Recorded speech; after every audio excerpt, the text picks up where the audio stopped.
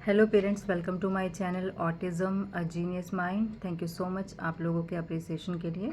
और आज मैं एक बहुत इंपॉर्टेंट टॉपिक के साथ आई हूँ। मुझे बहुत सारे सवाल एक पर्टिकुलर चीज़ के ऊपर आ रहे हैं, वो आ रहे हैं विराज की स्कूलिंग से रिलेटेड। क्योंकि बहुत सारे पेरेंट्स ऐसे हैं जिनके बच्चे अभी स्कूल में या तो वो भेजने वाले हैं या जा रहे हैं, तो उनको बहुत सारी प्रॉब्लम आ रही है। तो आप लोगों ने कई सारी ऐसी चीज़ें पूछी है कि क्या विराज को ये प्रॉब्लम आई थी, क्योंकि ऑटिज़म के साथ बच्चे को स्कूल में भेजना सच में एक बहुत बड़ा चैलेंज होता है। तो आज मैं आप लोगों के सारे सवालों के आंसर करूँगी जो इस चीज़ से रिलेटेड मुझे आए हैं, और हमारे लिए जर्नी कैसी रही और हमने कैसे कैसे इस चीज़ को मैनेज किया, या कैसे कैसे विराज में सब कुछ सही हुआ। तो आज मैं इसके बारे में बात करूँगी। तो स्कूलिंग ज़रूरी है क्योंकि बच्चे को हमें बेहतर करना है, सोशल करना है। तो सबसे पहला सवाल है कि विराज किस एज में स्कूल गया। तो विराज 5 साल 4 महीने की उम्र में स्कूल गया था। उससे पहले भी हम उसे भेजना चाहते थे, बट जैसे कोविड आ गया था तो 2 साल कोविड रहा। और जब वो 3 साल का था तब वो जाने लायक था नहीं स्कूल में, क्योंकि ना बैठता था, ना सुनता था किसी की, वो 1% भी ना बोलता था। तो वो बिल्कुल ही उस समय तो पूरी तरह ऑटिज़म में था वो। तो तब तो उसको वैसे ही नहीं भेज सकते थे, लेकिन उसके बाद जैसे कोविड आया तो 2 साल उसके उसमें भी ख़राब हो गए। तो वो जब स्कूल गया था उसकी उम्र थी 5 साल 4 महीने। वो हमने हमने उसको एक प्ले स्कूल में डाला था उस समय पे, और प्ले स्कूल में उसकी तुरंत शिकायत आनी शुरू हो गई थी।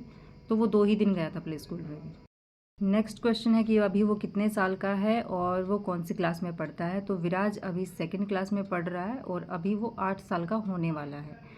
तो जब वो प्ले स्कूल में सेटल नहीं हुआ तो उसके बाद हमने बहुत सोच समझ के, क्योंकि हमें कुछ समझ आ नहीं रहा था, तो उसके बाद हमने उसको एक स्पेशल स्कूल में डाला, ताकि हमें ये समझ आ सके कि उसमें क्या क्या चैलेंज है और हमें कितना काम करना है। तो थोड़ा हमें ये था कि आइडिया मिल जाएगा कि कहाँ कहाँ प्रॉब्लम है, और वो एक नॉर्मल स्कूल में जा भी सकता है कि नहीं जा सकता है। उसके बाद वो 4 महीने स्पेशल स्कूल में गया। तो 4 महीने विराज स्पेशल स्कूल में गया। उसके बाद जैसे सर्दियाँ आ जाती है, फिर उसके बाद तो मतलब एक तरह से छुट्टी करा ली थी हमने उसकी। उसके बाद हमने नहीं भेजा था, क्योंकि हमें स्पेशल स्कूल में भेजने के बाद भी उसमें कोई ज़्यादा पॉजिटिव चेंजेस हमें नज़र नहीं आए थे, क्योंकि हमें लगता बैठता नहीं है तो शायद बैठने लग जाएगा, या जो इसके चैलेंज है शायद किसी को समझ आ जाए, पर उतना मतलब इनफ नहीं था। स्पेशल स्कूल में भेजना इनफ नहीं था, क्योंकि वो भी कोई ज़्यादा उस पर काम अलग से नहीं कर रहे थे, कोई थेरेपी नहीं कर रहे थे। तो हमें लगा कि नहीं। तो एक चीज़ हमें ये भी जानने को मिली थी, जैसे उनसे जब हमने पूछा था कि क्या हमारा बच्चा एक नॉर्मल स्कूल में जा सकता है, तो जो स्पेशल स्कूल वाले थे उन्होंने भी हमें ये चीज़ बोली थी कि आपका बच्चा पढ़ाई के हिसाब से देखा जाए वो नॉर्मल स्कूल में जा सकता है, लेकिन प्रॉब्लम ये है कि आपके बच्चे में अभी भी इतनी प्रॉब्लम है कि वो ना बैठता है, कहीं भी भाग जाता है, उसको कोई अवेयरनेस नहीं है। तो आप इसको नॉर्मल में अभी मत डालना। लेकिन हमें लगा कि स्पेशल में भी रखेंगे तो जब कुछ सीख ही नहीं रहा तो क्या फ़ायदा। तो वो एक ऐसा टाइम था जब हमें लगा कि हम क्या करें, कुछ कुछ नहीं समझ आ रहा था ना। वो अब हम अपनी मेहनत भी कर ही रहे थे, पढ़ने में भी वो ठीक था, बट फिर भी वो अगर बच्चा बैठेगा नहीं तो चैलेंज है ही बहुत बड़ा। तो तब हमने फिर सोचा था कि हम इसकी थेरेपी करवाएंगे। उसके बाद हम एक ऑक्यूपेशनल थेरेपिस्ट है यहीं पे, डॉक्टर सोफिया अख्तर है कानपुर में, तो उनके पास हम गए थे और उनसे हमने थेरेपी लेना स्टार्ट किया था। तो जब हम उनके पास गए और हमें लगा चलो स्कूलिंग भी अब स्टार्ट करेंगे, तो उन्होंने कहा कि अभी स्कूल में इसको मत भेजना, अभी आपका बच्चा बिल्कुल स्टेबल नहीं है, आपको स्कूल की तरफ से बहुत नेगेटिव फीडबैक मिलेगा, वो आपको परेशान करेगा। बच्चे को पहले सेटल होने दो, उसके बाद आप इसको स्कूल में डालना। तो हमने शुरुआत में उसको, जब बच्चे जाना शुरू करते हैं, जब मतलब स्टार्ट होता है सेशन, तब हमने उसको नहीं भेजा था। वो गया था, आई थिंक वो अगस्त में शायद गया था। हाँ, अगस्त में शायद वो गया था, ऐसा ही कुछ गया था, मतलब वो कई महीने निकल गए थे। तब हमने उसको स्कूल में भेजना शुरू किया था, जिस स्कूल में वो अभी जा रहा है। थेरेपी शुरू हो चुकी थी, 4 महीने हो चुके थे। उसके बाद मैम ने बोला कि आप कोई स्कूल देखिए इसके लिए अच्छा सा, अब इसका एडमिशन करा ली, पहले से थोड़ा इसमें सुधार हुआ है। अब हमें प्रॉब्लम आ रही थी कि हम जिस भी स्कूल में जा रहे थे, हमें प्रॉब्लम ये आ रही थी कि विराज की एज काफ़ी हो चुकी थी। अब तो उसकी 5 साल से भी ज़्यादा एज हो चुकी थी, मतलब वही है कि वो 6 के आसपास आ चुका था, 6 साल से थोड़ा कम था। तो अब प्रॉब्लम ये आ रही थी, सब ये कह रहे थे कि बच्चे की एज बहुत ज़्यादा है, इसको बड़ी क्लास में नहीं बैठा सकते क्योंकि बच्चा इतना इंटेलिजेंट है नहीं अभी। छोटी क्लास में नहीं बिठा सकते क्योंकि बच्चे बहुत छोटे हैं, तो उनके साथ प्रॉब्लम कर सकता है। तो सबसे बड़ी प्रॉब्लम उस समय हमें उसकी एज को लेकर के आ रही थी, और जिस भी स्कूल में जा रहे थे कि कहते थे कि हम इसको कहाँ एडजस्ट करें। तो सबसे बड़ी प्रॉब्लम ये आ रही थी। फाइनली हमें एक अच्छा स्कूल मिला, क्योंकि हम बहुत सारे स्कूल में घूमे, हमें उनमें से कोई भी स्कूल अच्छा नहीं लगा। फाइनली एक स्कूल मिला हमें, उसके बारे में हमने काफ़ी पॉजिटिव चीज़ें सुनी थी। तो जब उस स्कूल में हम गए जिसमें अभी विराज है, तो उन्होंने विराज को देखा, उन्होंने कहा कि कोई बात नहीं, सीख जाएगा। हमारे पास पहले भी कई ऐसे बच्चे आए हैं जो जब आए थे बोलते नहीं थे, समझते नहीं थे, लेकिन आज वो पढ़ लिख भी रहे और बोल भी रहे। लेकिन हाँ, इसको थोड़ा समय लगेगा, तो हम अपने तरीके से काम करेंगे बच्चे पे, और आप ज़्यादा टेंशन मत करो। तो हम लोग ना जा कर के एक बार तो ऐसा हुआ कि ये सही में इतने अच्छे हैं कि मतलब थोड़ा लग नहीं रहा था, क्योंकि कोई इतना अच्छा स्कूल देखा नहीं था, कोई इतने अच्छे टीचर नहीं देखे थे। फिर उन्होंने, लेकिन उनकी एक शर्त थी कि हम बच्चे को फ़र्स्ट क्लास में रखेंगे। फ़र्स्ट क्लास मुझे लगा था कि फ़र्स्ट में कैसे सेटल होगा, क्योंकि वो कभी स्कूल नहीं गया था। और फिर भी एक तरीका होता है बच्चे का कि हाँ, आप हर रोज़ आओगे, बैठोगे, पढ़ाई करोगे, तो बच्चे को उस चीज़ के बारे में कुछ पता नहीं है। घर पे तो अपने तरीके से हम कैसे भी पढ़ाते हैं बच्चे को। फिर विराज 1 महीना हो गया था जाते जाते, उसको 1-2 महीना हो गया था। जब हम पीटीएम हुई तो उसमें जा कर के हमने फिर पूछा कि अभी हमारा बच्चा कैसा क्या कर रहा है। हालांकि उन्होंने कभी हमें शिकायत नहीं करी विराज की कुछ भी, और हमारे दिमाग में ये था कि इतनी दिक्कत थी इसको, तो ये कुछ कहते नहीं है कभी। तो जब पीटीएम में गई तब हमें उन्होंने बताया कि कोई बात नहीं, बच्चा अभी थोड़ा दिक्कत कर रहा है। और मुझे क्वेश्चन आया था कि विराज की सिटिंग कैसे आई स्कूल में, और क्या वो अभी भी हाइपर एक्टिव है, तो इसका मैं अभी आंसर करूँगी। तो जब विराज स्कूल में गया था तब वो बहुत हाइपर एक्टिव था। और जैसे टीचर से हमने जब पूछा कि विराज क्या क्लास में बैठता है, तो पहले दिन जब वो क्लास में गया था तो वो तुरंत बाहर आ गया था। मतलब क्लास में गया और तुरंत बाहर आ गया, अपने बैग का नहीं पता, अपनी बॉटल का नहीं पता। फिर मैम, जो प्रिंसिपल मैम थी, वो अपने साथ उसको लेकर के जाती थी, अपने साथ बिठाती थी, वहीं पर उसको थोड़ा बहुत पढ़ाती थी, और उसके लिए बहुत सारे पजल्स और बहुत सारी चीज़ें वो रखती थी अपने पास में, और विराज को वहाँ पर बिठाती थी बहुत देर तक, और वो सिखाती थी। प्रिंसिपल मैम मतलब सिखाती थी। फिर उसको लेके जाती थी क्लास में, थोड़ी देर के लिए वो बैठता था, फिर वो वापस आ जाता था। तो उसका शुरू में ऐसे ही रहा कई महीने। फिर वो धीरे धीरे बाकी क्लासेस में उसने जाना स्टार्ट कर दिया। कभी सेकंड में जाके बैठ जाएगा, कभी थर्ड में बैठ जाएगा, फिर मैम के पास आ जाएगा। तो उसको क्या था कि वो घूमता रहता था। लेकिन अच्छी बात ये है कि जो टीचर्स थे और जो पूरा स्टाफ था, सबको ये बोला गया था कि ये तो जैसा है ठीक है, हमें ध्यान रखना है, और ये किसी भी क्लास में जाकर अगर बैठता है तो किसी भी टीचर को इस बच्चे को डांटना नहीं है। मेन इस बच्चे का बैठना है, अभी हमको इसको बैठना सिखाना है। तो जब हम शुरू में गए थे ना पीटीएम में, तो उन्होंने यही बोला था कि सर इस साल वो पढ़ नहीं पाएगा, क्योंकि बच्चे में अभी बहुत सारे चैलेंज हैं। तो अगर आप चाहो तो हम अगले साल तक तो चलो देखेंगे वो कैसा होता है, लेकिन पहली हमारी कोशिश जो है वो है बच्चे को सेटल करना और बच्चे के चैलेंजेस पे काम करना, क्योंकि अभी बच्चे में, क्योंकि बोलता भी बहुत कम था उस समय पे। तो 6 महीने लगे विराज को पूरी तरह क्लास में बैठने में। 6 महीने बाद, जैसे अभी ठंडियों की छुट्टियाँ होती है, उस टाइम में दिसंबर जनवरी के टाइम पे काफ़ी टाइम जैसे छुट्टियाँ रहती है, ठंडी की जो छुट्टियाँ पड़ती है, उसके बाद वो सेटल हो गया। उसके बाद वो अपने आप ही क्लास में बैठने लग गया। पहला साल उसको क्लास में बिठाने में, थोड़ा उसकी अंडरस्टैंडिंग लाने में, थोड़ा बच्चों में उसको मिक्सअप करने में, पहला साल उनका ऐसे ही गया। अगले साल फिर उन्होंने हमें कहा कि अब आपका बच्चा सेटल हो चुका है, अब आप चाहो तो हम इसको सेकंड क्लास में बिठा सकते हैं, वो आपकी मर्ज़ी है। भई आपको ये नहीं लगना चाहिए कि हमारे बच्चे का 1 साल ख़राब हो गया। तो हमने कहा हमें कोई जल्दबाजी नहीं है, आप इसको फर्स्ट में ही बिठाइए, क्योंकि वो एक तो बेचारा प्ले स्कूल भी नहीं गया और सीधा सेकंड क्लास में हम नहीं चाहते थे। तो हमने कहा कि हमारी प्रायोरिटी हमारा बच्चा है, हमें कोई जल्दबाजी नहीं है किसी चीज़ की, और आप अभी भी आपको कुछ चाहे वो कम पढ़े, हमें पढ़ाई से कोई ज़्यादा मतलब नहीं, मैं घर पे पढ़ा लूँगी। मैं उनको शुरू से ये बोलती हूँ कि मैं पढ़ा लूँगी घर पे, पढ़ाई मेरे लिए बहुत ज़रूरी नहीं है। आप प्लीज़ हमारे बच्चे को थोड़ा और बोलना सिखाइए, थोड़ा सा और सोशल हो, तो वो चीज़ें ज़्यादा मायने रखती हैं। तो पिछले साल वो क्लास में सेटल था, मतलब फ़र्स्ट क्लास से वापस उसने पढ़ाई शुरू की।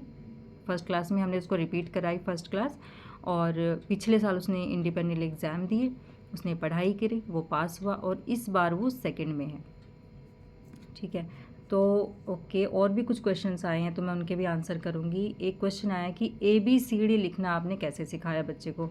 तो मैम, अगर आप पुरानी वीडियोस देखेंगे उसमें मैंने अच्छे से एक्सप्लेन की ये चीज़ें। शुरुआत विराज की चॉक बोर्ड से हुई थी, मैं उसको चॉक बोर्ड से लिखना सिखाती थी, और क्ले जैसे ले आए, क्ले से ABCD बनाया। मतलब मैंने उसको शुरू में पेंसिल नहीं पकड़ाई, पेंसिल उसने 2 साल बाद पेंसिल से लिखना शुरू किया था। पहले 2 साल मतलब 3 साल से लेकर के 5 साल तक उसने सिर्फ चॉक बोर्ड से, क्ले नहीं होती तो आटा हो गया, मैं बहुत अलग अलग तरीक़ों से उसको जो है वो चीज़ें बना के दिखाती थी। धीरे धीरे उसके दिमाग में उन चीज़ों की पहले एक क्लियरिटी आई, उसके पहले उसको मतलब पहचान हुई चीज़ों की। नोटबुक में लिखना उसने बहुत बाद में सीखा।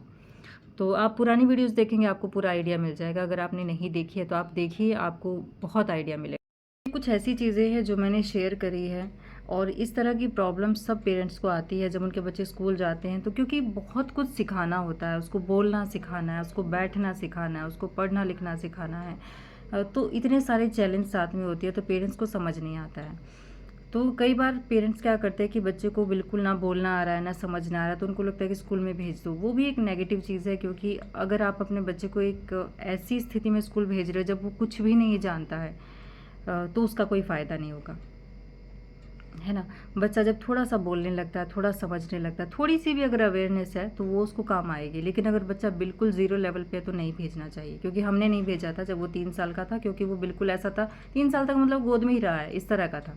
उसको गोद में ही रखना पड़ता था, जैसे बिल्कुल छोटे बच्चे को गोद में रखते हैं ना, ऐसे रहा वो। तो उस समय क्या फ़ायदा होता हम उसको भेजते भी तो। और एक डर भी लगता था जब बच्चे में एक सेल्फ अवेयरनेस नहीं है। तो पहली चीज़ तो ये है कि अगर बच्चे में बिल्कुल अवेयरनेस नहीं है तो उसको स्कूल मत भेजें, घर पे काम करे पहले, या थेरेपी कराए, जो भी कराए, लेकिन उस समय उसको ना भेजें। दूसरी चीज़ ये है कि जब हमारा बच्चा इतने सारे चैलेंज के साथ स्कूल जा रहा है, तो वहाँ पर पढ़ाई को प्रायोरिटी ना माने। वहाँ पर अपने बच्चे को देखे कि उसको जो चैलेंज है पहले उन पे काम हो, पढ़ाई कभी भी आ जाएगी। जैसे हमें भी ये था कि स्कूल में लेट हो रहा है, लेकिन हमारे दिमाग में ये था कि चलो कहीं कुछ नहीं होगा, कोई बात नहीं, बाद में इसको केंद्रीय विद्यालय में डाल देंगे। वहाँ पर जब पहली क्लास से जब बच्चे को शुरुआत होती है, वो 6 साल का बच्चा फर्स्ट क्लास में बैठता है, तो हमारे दिमाग में था कि चलो कोई बात नहीं, समय उतना नहीं हमारे लिए मायने रखता था, लेकिन पहले उसके चैलेंज पे काम हुआ।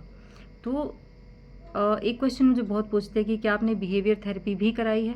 तो सच बताऊँ, हमें बिहेवियर थेरेपी की ज़रूरत नहीं पड़ी। स्कूल ने उसको इतना सॉफ्टली हैंडल किया, उस पे इतना डिटेल वर्क किया कि हमें बिहेवियर थेरेपी की ज़रूरत नहीं। उन्होंने उसके बिहेवियर को इतना अच्छा कर दिया। इसीलिए क्योंकि उसको एक अच्छा इन्वायरमेंट दिया, और अच्छे इन्वायरमेंट में ही बच्चा सीख पाता है। अगर आप उसके साथ कोई खिंचातानी करोगे, उसको पकड़ पकड़ के बिठाओगे, उसको ज़बरदस्ती डांटोगे, तो उससे बच्चे के दिमाग पे बहुत बुरा असर पड़ता है। हमें लगता है कई बार कि ये तो समझते तो है नहीं, इनको कुछ भी बोलो, लेकिन बच्चा जो पॉजिटिव और नेगेटिव उसके साथ बिहेवियर किया जाता है, उसकी जो वाइब्स होती है वो उस तक पहुँचती है। अगर बच्चा नहीं सीख रहा होता है, अगर उसको बहुत डांट पड़ रही है, तो उससे बच्चे में एक तो डर आएगा, उसका सेल्फ कॉन्फिडेंस है वो बिल्कुल लो हो जाएगा। ये चीज़ आप ज़रूर ध्यान रखना कि इसको एक अच्छा इन्वायरमेंट देना बहुत ज़रूरी है। तो किसी भी स्कूल में जब आप अपने बच्चे का एडमिशन करा रहे हो, तो ये उनको क्लियरली बोल दो कि पढ़ाई चाहे हमारी थोड़ी बाद में आ जाए, क्योंकि कई पेरेंट्स पढ़ाई के लिए बहुत सीरियस होते हैं। मैं एक से मदर से मिली थी, तो मैंने उनसे पूछा कि आपका बेटा कौन सी क्लास में जा रहा है, तो उन्होंने कहा कि ये यूकेजी में जा रहा है। तो मैंने कहा कैसे पढ़ रहा है, तो उन्होंने कहा कि नहीं, ठीक से नहीं पढ़ता है, एलकेजी का सिलेबस तो इसको सब आता है, लेकिन हम सोचते हैं कि साल ख़राब हो जाएगा। तो मैंने कहा कोई बात नहीं, 1 साल बच्चा पीछे चला जाएगा तो क्या दिक्कत होगी, बच्चे का कम से कम कॉन्फिडेंस तो रहेगा। तो उसने कहा अरे ऐसे कैसे, 1 साल मायने रखता है। तो बहुत सारे पेरेंट्स ना पढ़ाई को लेकर के बहुत ज़्यादा सीरियस है, वो बच्चे की कंडीशन नहीं देखते, बच्चे के चैलेंज नहीं देखते हैं। आप सोचो, बच्चा एलकेजी में जाएगा, उसको वो सिलेबस कुछ आता है कुछ नहीं आता, वो सीख लेगा, कम से कम बच्चे का कॉन्फिडेंस तो रहेगा। जहाँ पर उसको कुछ भी नहीं आ रहा है, वहाँ बच्चा कितना डर के रहेगा। तो ये चीज़ आप कोशिश करना, आप खुद देखोगे जब बच्चे को कोई चीज़ आती है तो उसका कॉन्फिडेंस बिल्ड होता है, चाहे उसका कम्युनिकेशन भी कम हो। तो जब आप बच्चे को स्कूल में भेजते हैं, उस समय पढ़ाई को थोड़ा कम रखें। अगर हमारे बच्चे को बहुत सारे चैलेंज है, तो हमें भी ये समझना चाहिए कि स्कूल को ज़्यादा तंग नहीं करना है। तो दूसरी चीज़ ये है, आज की जो सीटिंग स्कूल में आई, उसमें स्कूल ने बहुत अच्छे से उसको हैंडल किया। दूसरा, उसकी थेरेपी भी साथ साथ चल रही थी, और घर पे भी मैं काम कर रही थी। तो इन तीनों चीज़ों का जो मिला जुला रिजल्ट आया, तो उससे विराज की जो स्कूल में सीटिंग आई है, और उसी वजह से आई है। और पढ़ाई तो मतलब मुझे लगता है कि उसके बाद आ ही जाती है। जब बच्चा स्कूल में क्लास में बैठने लगता है, देखने लगता है, सुनने लगता है, तो पढ़ाई धीरे धीरे आ जाती है। पढ़ाई कोई बहुत बड़ी चीज़ नहीं है। तो पहले बच्चे के बाकी चैलेंज देखे, अगर वो चैलेंज बच्चे के सही हो जाते हैं तो बच्चा पढ़ लेता है। बाकी मेरी थोड़ी कोशिश रही है कि मैं उसको घर पे पढ़ाऊँ। घर पे मैं शुरू से ही विराज को पढ़ा रही हूँ। और तो आप लोगों के काफ़ी सारे क्वेश्चंस थे विराज की स्कूलिंग को लेकर के। अच्छी चीज़ ये कि हमें अच्छा स्कूल मिला, और अच्छा स्कूल ज़रूर देखें अपने बच्चे के लिए, जो उसको एक बच्चे की तरह देखें। क्योंकि बहुत सारे ऐसे स्कूल हैं जो एक स्पेशल बच्चे को ना ऐसे देखते हैं कि इस बच्चे ने ये कर दिया, इस बच्चे ने ये सोचे बिना कि वो एक बच्चा ही है। ठीक है, ये शुरुआती टाइम में हमें भी नेगेटिविटी झेलनी पड़ी, और वो स्कूल हमें अच्छे ही नहीं लगे जहाँ पर ये सब चीज़ें थी। क्योंकि आप बच्चे की सिर्फ कमियां देख रहे हो, आप बच्चे की खूबियां नहीं देख रहे हो। अगर बच्चा एक पढ़ लिख सकता है तो थोड़े चैलेंज के साथ एक्सेप्ट कर लो उसको, लेकिन ज़्यादातर स्कूल प्रॉब्लम करते हैं, तो आप अच्छा बच्चे के लिए पहले एक अच्छा स्कूल देखें, ये बहुत ज़रूरी चीज़ है। Thank you.